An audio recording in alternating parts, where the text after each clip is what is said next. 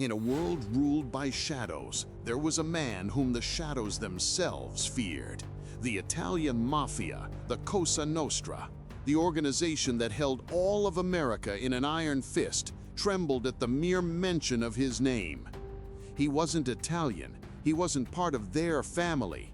He was a madman from the Bronx, a lone wolf who didn't play by the rules because he was the rules.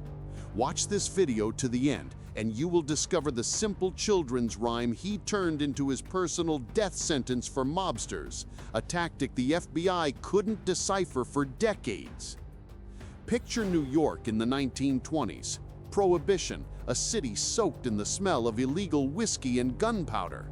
Every neighborhood had its own power, its own kings. The Italians from Little Italy considered themselves gods. Their organization, the Mafia, was a well-oiled machine, a strict hierarchy, the code of honor omerta, connections in the police and government. They were a corporation of death and money, and no one dared to stand in their way. But in the North, in the Bronx, in the boiling cauldron of Irish, Jewish, and German immigrants, a different force was growing. A force born not of tradition, but of hunger and fury. And at the very heart of this fury, he appeared. A guy we'll call the Ghost. Since childhood, he had watched mobsters in expensive suits take the last of what his neighbors had, how they looked down with contempt on anyone who didn't have Sicilian blood running through their veins. Instead of fear, a fire ignited in his eyes. He didn't want to be part of their system, he wanted to burn it down. Assembling a gang of equally desperate Irish lads, he began his journey. They were called the Clay Pigeons because at first no one believed they would last a week. They were cannon fodder in a war of giants. But everyone was mistaken. The Ghost had his own code, the Code of Chaos. The first rule of the Code of Chaos is, there are no rules. The Mafia never touched families. The Ghost could. The Mafia held long negotiations and sit-downs. The Ghost burst in and started shooting. He was unpredictable. His gang started small. They robbed speakeasies and bookie joints that were under Mafia protection. They didn't just rob, they made a public spectacle of it. Imagine the scene. Into a smoke-filled speakeasy where Mafia soldiers are relaxing bursts not a police squad, but 5 guys in flat caps with sawed-off shotguns. They take all the cash, humiliate the mobsters in front of everyone, and vanish into the night, leaving behind only fear and a brazen message. It was a spit in the face of the family, and that spit was getting louder. At first, the Godfathers just waved it off with disdain. An Irish pup, they said. But the pup was growing. He understood the Mafia's main weakness, their predictability. They operated by age-old traditions, while he acted on the instincts of a predator. And his main prey became the mobsters themselves. He did the unthinkable. He started kidnapping high-ranking members of the Mafia and demanding ransom. This sent a shockwave through the entire American underworld. No one had ever dared to do such a thing. It was like kidnapping a cardinal from the Vatican. One of the Lucchese family's capos was dragged right out of a restaurant by the Ghost's men in front of his bodyguards.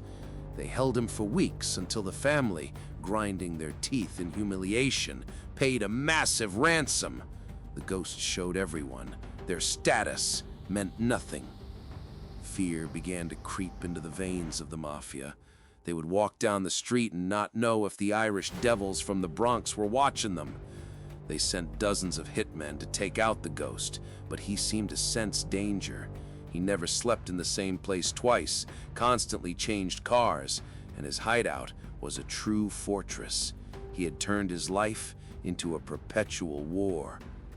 The legendary boss Dutch Schultz, a Jewish gangster who was on a short leash with the Mafia, personally declared war on the Ghost.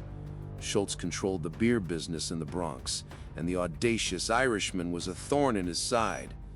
Their conflict turned the streets of the Bronx into a genuine battlefield. Bullets flew in broad daylight, and explosions roared at night. The city was frozen in terror.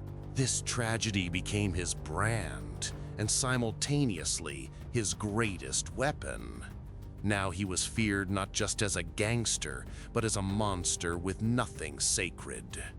The Mafia realized they couldn't negotiate with him. He couldn't be bought or intimidated. He could only be destroyed. The Commission, the Council of all Mafia families, issued a death sentence for him. A bounty of $50,000 was placed on his head, a fortune in those days. Everyone was hunting him, from the Cosa Nostra's elite hitmen to every petty crook wanting to make a name for himself. The police, bribed by the Mafia, were also given the order, "You don't have to take him alive." The Ghost was alone against the entire world. His own gang began to fall apart. Not everyone was ready for such a total war of annihilation. But he didn't give up. Cornered, he only became more dangerous. He started striking not at their businesses, but at the bosses themselves. He attempted to organize an assassination attempt on Lucky Luciano, the most influential mafioso of the time. It was suicide, but that's exactly what he wanted, to go out with a bang, taking as many enemies with him as possible. His agony was terrifying. He hid in cheap hotels, constantly looking over his shoulder, trusting no one. The energy of the streets that had fueled him now turned against him. Every corner, every dark alley could be his last. He was a king for an hour, a genius of chaos, but chaos always devours its own children. His end was predetermined and inevitable. The climax came in an ordinary pharmacy in a phone booth. He was calling one of his enemies, once again threatening and taunting. He was so confident in his invincibility that he let his guard down. He didn't notice the black sedan pull up to the pharmacy. He didn't hear the footsteps behind him. The booth door swung open, and a short burst from a Thompson machine gun put an end to his story. So who was he really? A madman? A genius? Or just a product of his brutal times? His real name was Vincent Coll, an Irish gangster who, at 23 years old, made the entire Mafia tremble in fear. He didn't build a criminal empire. He left no fortune behind. He left a legend. The legend of how even the most powerful system could be terrified by one man with nothing to lose. And now, for the secret I promised. That childish tactic. Vincent Coll used a simple street game, hide and seek. He recruited children and teenagers from all over the neighborhood. They knew every courtyard, every cellar. They spied on the mobsters and reported their movements to Coll over the phone, using a simple code based on a children's counting rhyme. The police and the Mafia tapped his calls, but all they heard was nonsensical child's babble. They couldn't figure out how he was always one step ahead. He had turned the innocence of the streets into his personal intelligence network. He used what the Mafia despised, children and the poor, and made them his greatest weapon. It was his brilliant and cynical move. The story of Vincent Coll is not a call to violence. It is a reminder, as harsh as a punch with brass knuckles, that strength of will and unconventional thinking can shatter any wall no matter how solid. He lost the war, but he won immortality in the criminal chronicles. He will forever remain the man the Mafia itself feared.